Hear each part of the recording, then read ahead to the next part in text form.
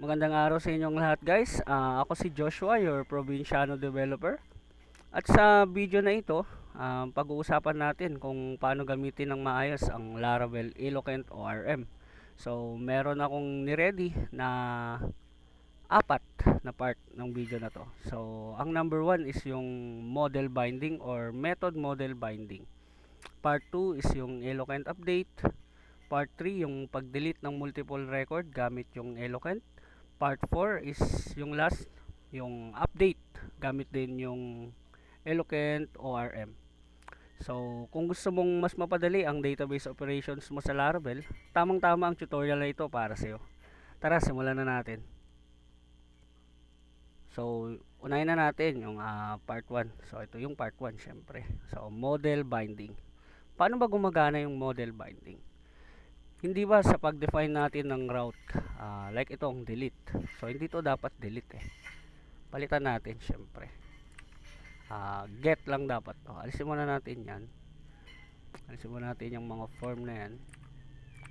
Instead na button, gawin natin siyang anchor tag.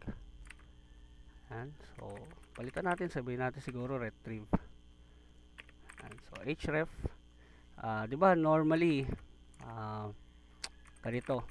So, route get item ID. Ito yung normal way kung paano tayo mag-retrieve ng data. Ayan. Tapos, sabihin natin, show. Ba, yan yung mga common na method sa controller resource ng Laravel. So, ito. ID, ganyan, di ba siya? Oh, nag-auto-complete. Sorry.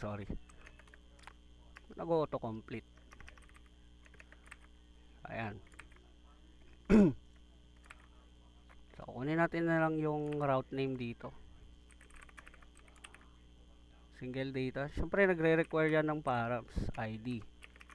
So, ano bang ID yun? Siyempre, yung ID ng ito, yung naka-loop. So, reload. So, retrieve. 1. So, tama. Diba? Ayan siya.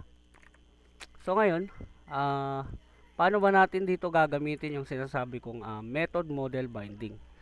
So, wala naman mababago. Ganun pa rin siya. Ito lang. Instead na ID, or pwede din yung ID na yan as long as nasusundin mo yung params na yan dito sa controller. So, palitan natin, item.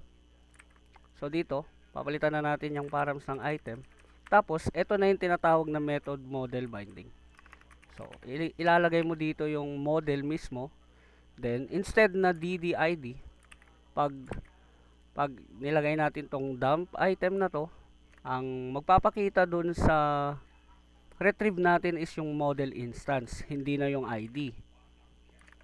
So, ito, try. So, ayan, ito na yung model instance. So, based dun sa attribute niya is tama naman. So, ayan, 3. Try natin yung 3. Ayan. So, ganito yung tinatawag na method model binding.